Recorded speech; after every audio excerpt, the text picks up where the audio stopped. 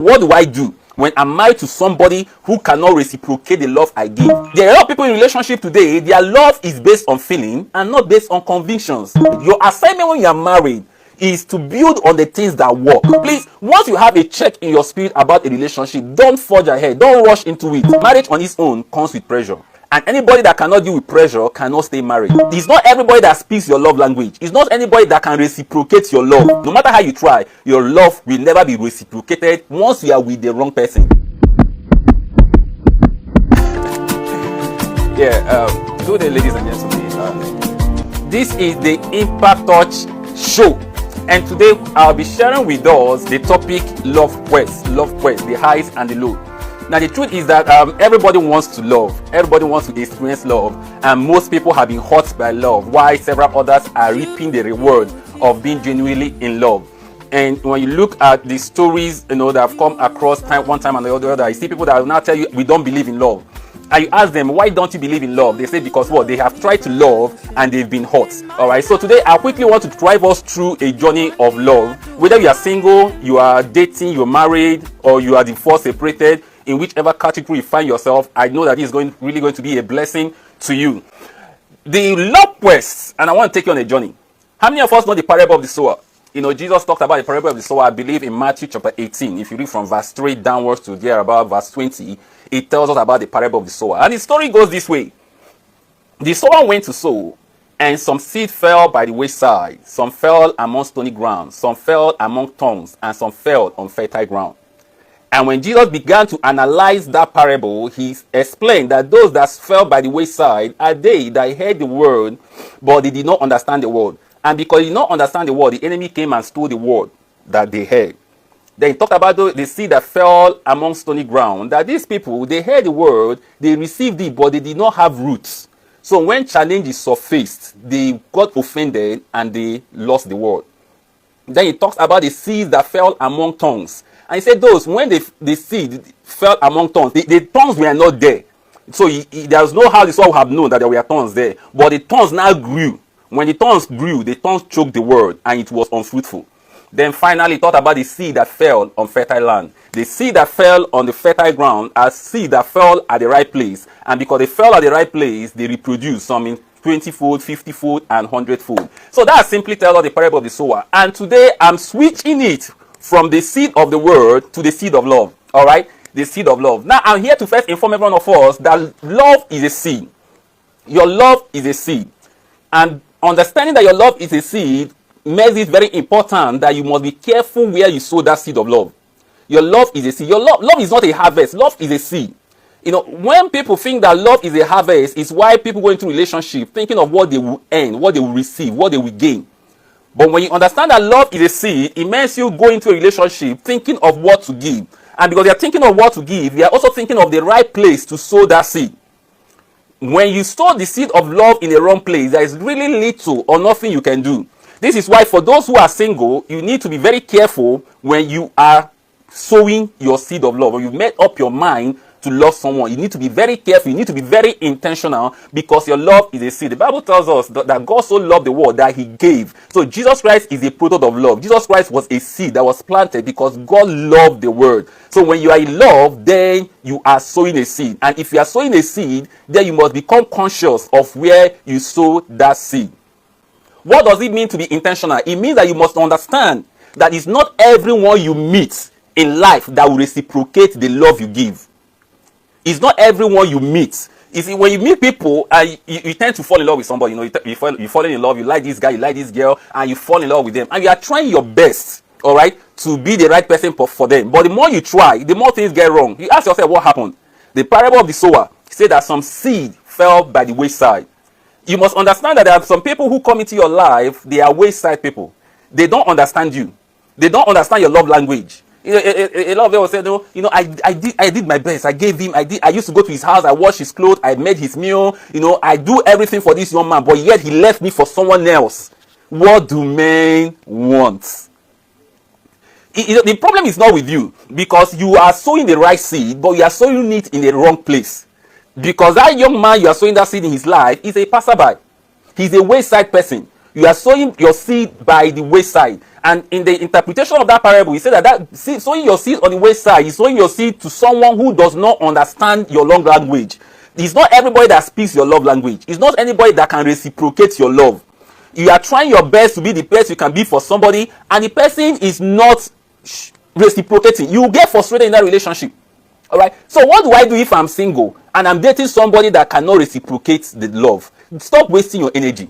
You have a window. Stop wasting your energy. If you feel that someone is not reciprocating your love, the simplest and most easiest thing to do is for you to quit that relationship. That individual is a wayside lover. They are on a journey. You are not the person they are looking for.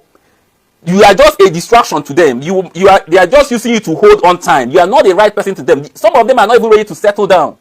Some of them. So no matter how you try, that person cannot reciprocate the love. If you meet someone and you see that you are the one consistently trying to make things work out, you are with the wrong person. So if you are single, what do? You leave that relationship. If you are married, what do? Because these things are very sensitive. It's possible to have married someone that is a wayside person, because probably you did not take your time to think, you did not take your time to to view the whole scenario. You just wanted to get married, and the young man or the young girl showed up, and before anyone could say Jack, you get married.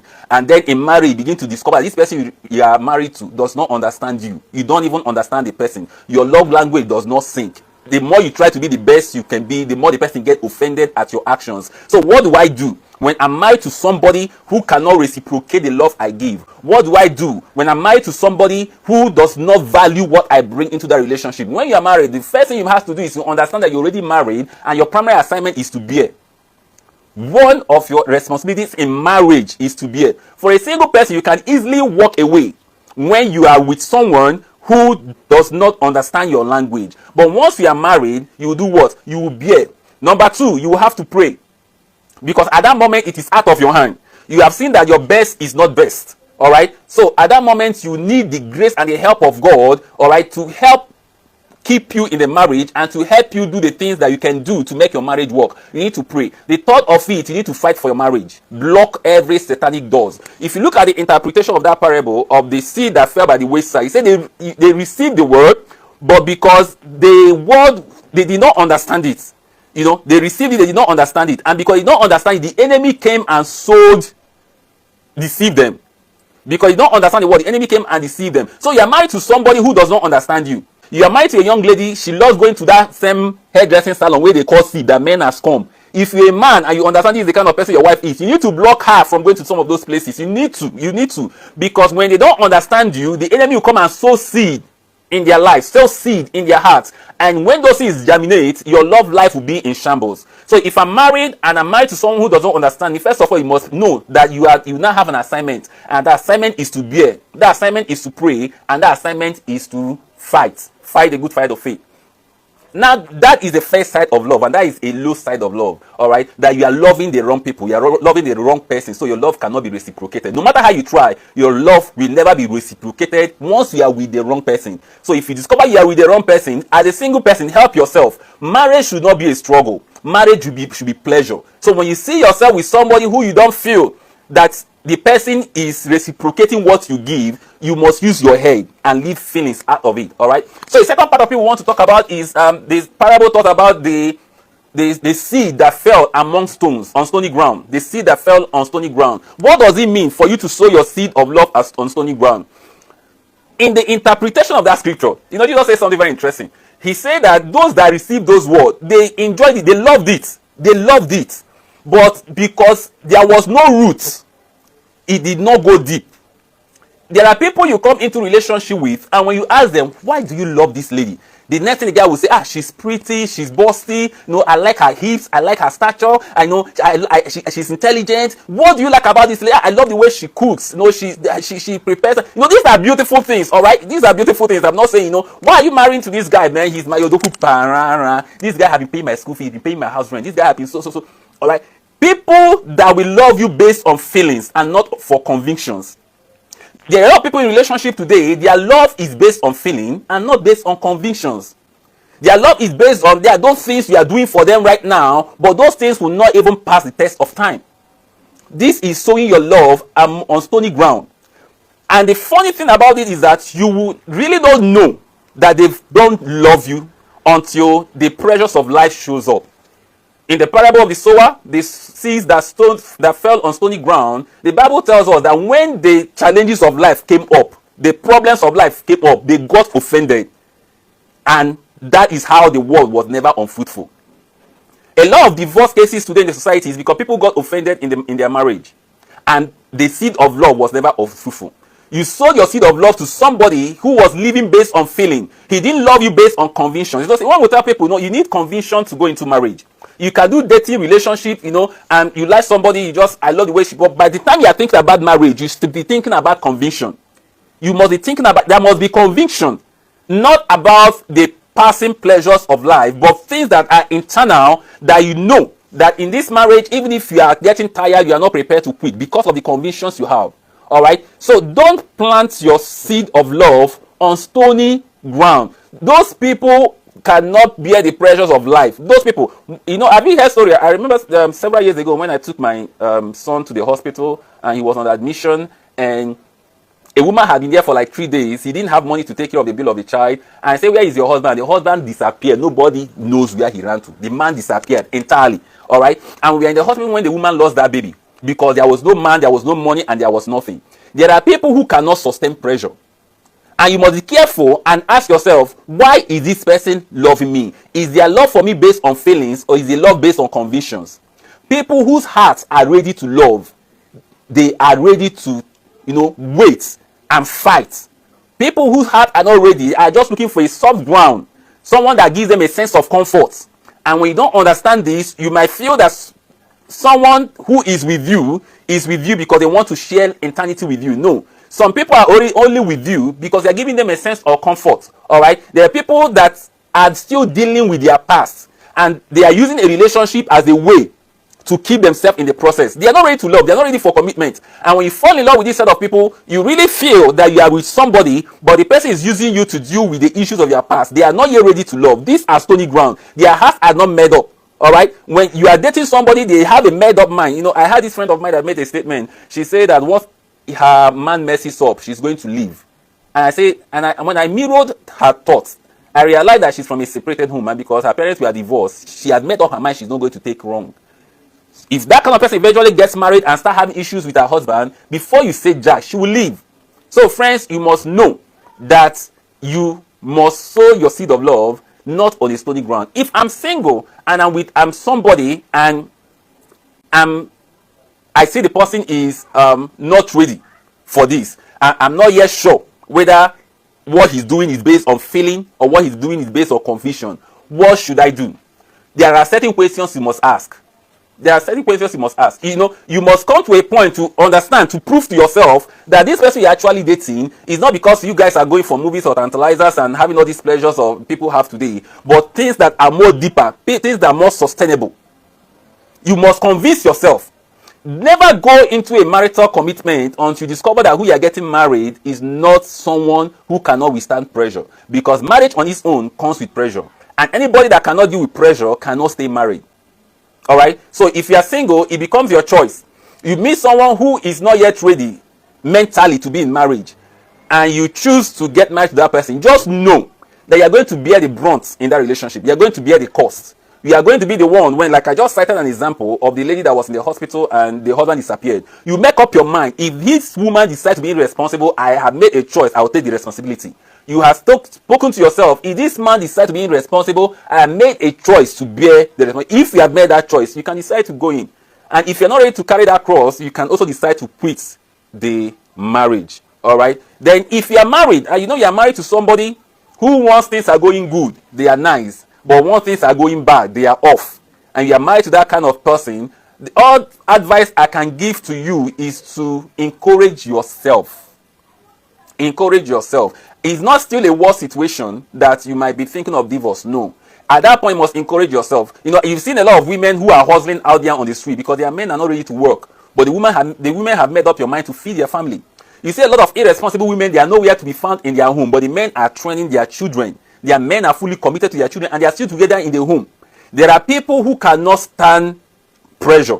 And if you peradventure you are married to somebody like that, you just have to bear it and encourage yourself and tell yourself, I'm going to take responsibility because I'm already in it and I need to make it work. All right, that's for stony ground. When you find yourself falling in love or being in love with somebody who cannot bear the pressures of life, and you are married to that kind of person, you must make up your mind too. Now, out of all this analysis, I think the most difficult of them is the third one. The seeds that fell among thorns is the most difficult one. I think this is a point where people eventually get divorced. I think this is a point where people eventually give up, because in the parable of the sower, the seed that fell among thorns, the Bible says when the thorns grew up and choked the seed.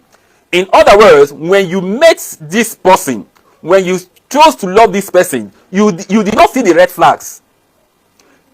And why you did not see the red flag? Because it's not because we are not observant. It's because even your partner, he or she does not know who they are. It's possible to date someone that does not really know their own personal identity. It's very possible. Now, have you seen the phrase that normally when people say things like, you don't know a proud man until he has money. All right? So, you see a poor man that feels that he's humble, and he tells you that he's humble. But the poor man doesn't really know that he is not humble until there is money. You see some men that tell you that I'm monogamous. I'm not polygamous. I'm monogamous. I'm going to marry one wife. And they feel that they know what they are saying. Let 100 million hit his hand today. Before you say Jack, he might be thinking of a third wife. All right. So the problem amongst sowing your seed among thorns is that the people you are dating, they really don't know their true identity. But when the things of this life comes up, when Jesus was interpreting that scripture, he said that when the pleasures of life, when they say expressing the pleasures of life, that thing choked the word. Someone you got married when he or she was nobody, but when they grew up, they felt they are now more intelligent, more exposed than you, and they don't more find comfort being with you. When there is nothing you can do at that point to please them, and that is the reality of life. I've heard several people say that this is not who he used to be before we got married. When we got married, she was very nice. When we got married, he was very caring. Before we got married, he was this, he was that. But after our marriage, down the line, he changed, she changed. And you can't really say what changed them. But the truth is that they changed. You sowed your seed of love among thorns. And how do you do this? This is very important. And this is where prayer comes in. That regardless how you feel someone is right, someone is proper, you need to pray when it comes to making marital decisions. Because the seeds that fell among thorns, when the seed fell, there were no thorns there. There was no sign that there is something wrong with this person, because what? There were no thorns. But why the relationship will grow, the thorns will grow.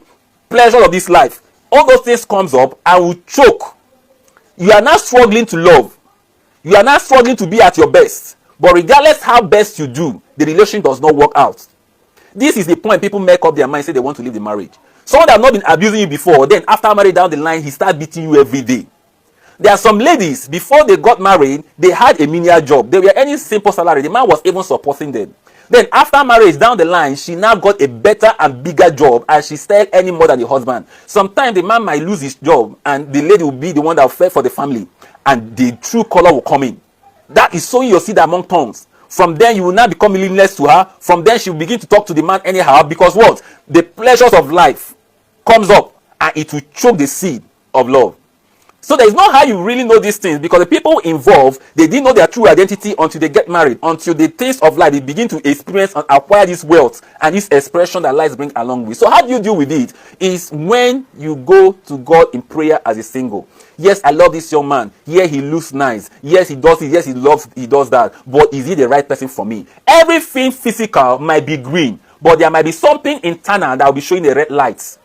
Everything physical might look right. There are people that will tell you that when they wanted to get married, there was somebody they actually wanted to marry, and the person was a perfect picture of the man or the woman they wanted to marry. But there was still a check in their spirit. Please, once you have a check in your spirit about a relationship, don't forge ahead. Don't rush into it. Take your time. Wait until you have a clearance that yes, this is the right decision to take.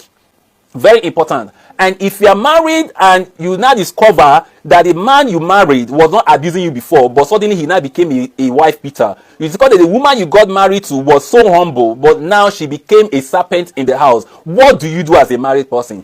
At this point, some people make up their mind that they are divorcing the marriage. There are people, like we normally preach, marriage, try as much as keep your marriage. But if your marriage wants to kill you, the best step to take is to ease yourself from the marriage.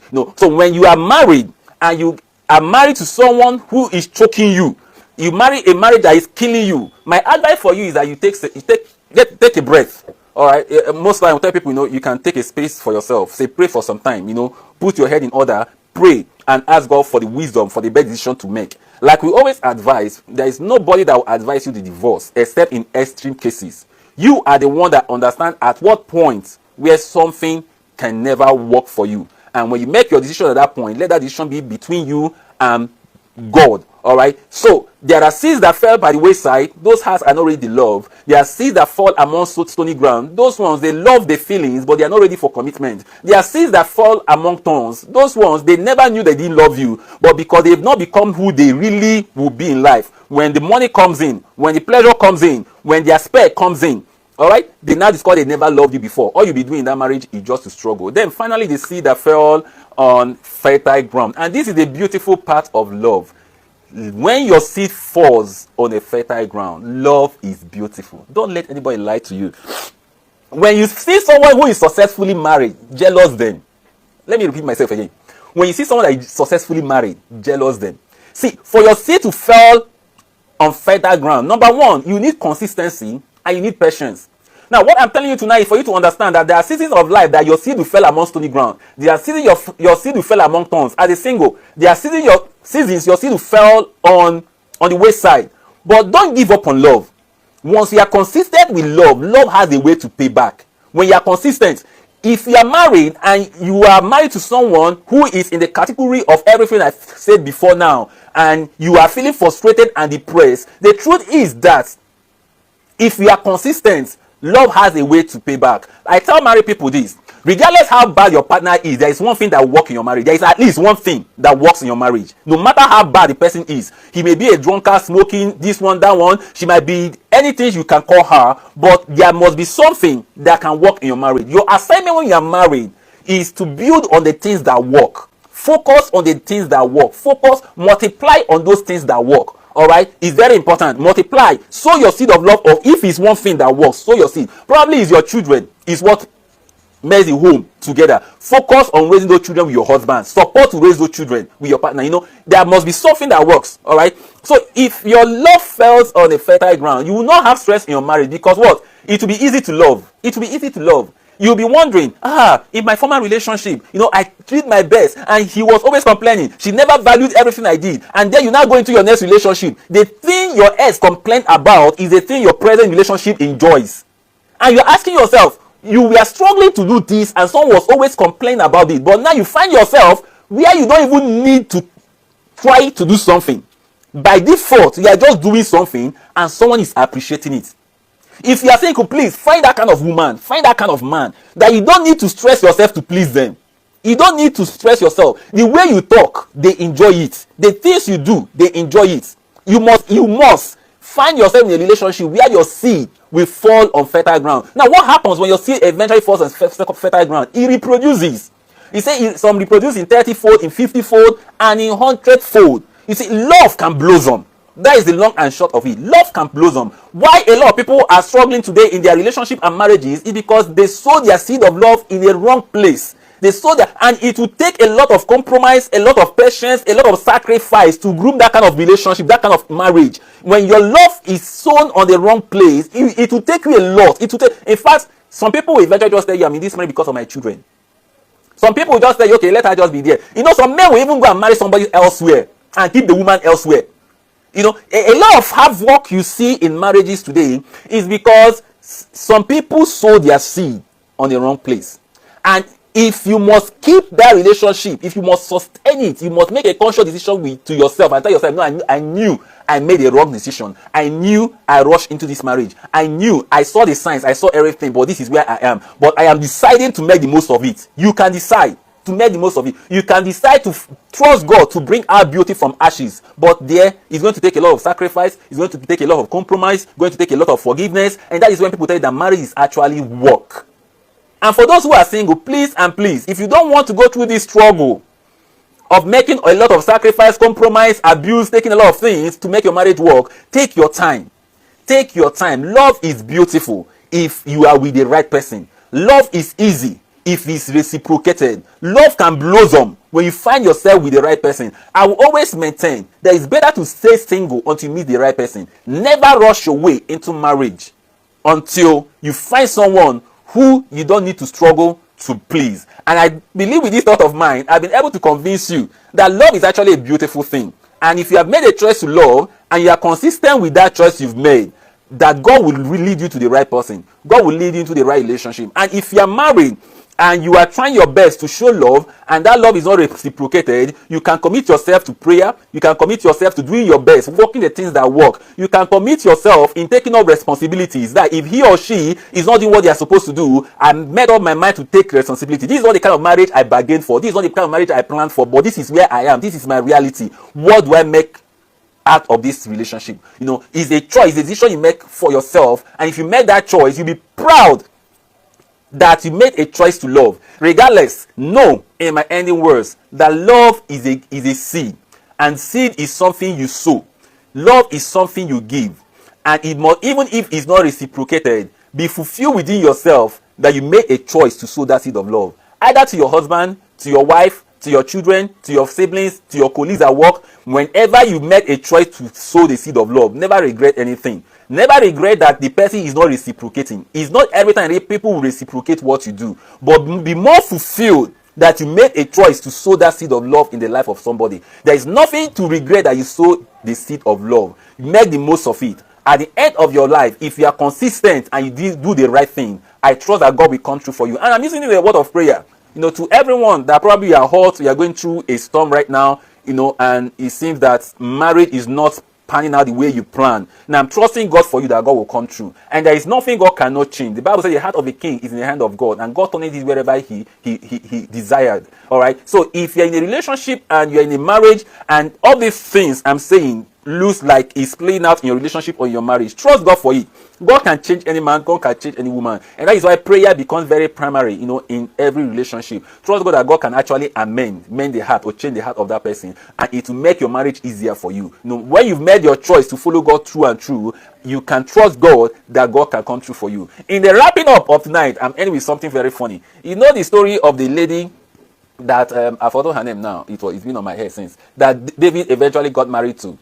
That David wanted to go and kill the husband. The woman ran out and pleaded with David and said, "My husband is a fool. Forgive." And she gave David some gift. And David said, "Because of you, I'm not going to kill or destroy your family again." Then David went back, and afterwards the man died, and David went and married the lady. All right, a very interesting story. The truth is that when you are faithful to God and you are faithful, regardless what you are going through in marriage, God knows how to remove people. That's what God knows how to remove people. If we have been conditioned to stay in a marriage and you are doing your best in that marriage, God knows how to remove people, and God knows how to wipe it. If the person refuses to change, just leave the person to God. Leave the person to God. God knows. This life. I had a story of a young man that got married. The wife beat a hell out of this man, and the man still stayed in the marriage, and they never had issues. They never had children. After like 5 years, the woman died, and the man remarried. Now they have 3 children. I saw them. Me and my friend saw them, with the children. Now they were laughing, gisting. And my friend was like, look at so this man, after all he suffered, look at how beautiful his marriage is today. All right. So God can actually, step in for you in any way. But I trust that if you make a choice to love, you have nothing to regret. So ladies and gentlemen, I want to say a big thank you for joining on in this month's live show. And I know you took something home. I'm just going to pray for the single ones and for the married ones. And I pray that God's hand will be upon you. The wisdom of God to make the right choices will be upon you in the mighty name of Jesus. If you are trusting God for a relationship, or you're into a relationship right now, the hand of God will make things straight for you. God will bring you across the right person. God will bring you. Adam was in the Garden of Eden when God brought you. God will bring the right person who will accept you for who you are, the way you are, and for everything you do. God will bring you to sow your seed of love in a fertile ground. And for every married person, I pray God will sustain your marriage. God will make your love blossom. If you are going through challenges or hurt or abuse, I pray that God's mercy will be upon you. God will make a way for you. God will restore your joy. God will rest in His own way. God will restore your joy. I know that your story will end with a testimony, and so shall it be in the mighty name of Jesus. Amen. Thank you, ladies and gentlemen. I hope you had a good time with us. Till next month, the month of September, I'll need to prepare my mind whether we are going on IG or be live on Facebook. But till then, I wish you the very best, and our assignment is simply to embody the endless glamour of love. I am Impact Touch and signing out. Have a wonderful weekend, and I wish every one of you happy September in advance. Bye. You beautify, you sustain me, you glorify yourself in my life. Ìwọ ni adùn ayé mi.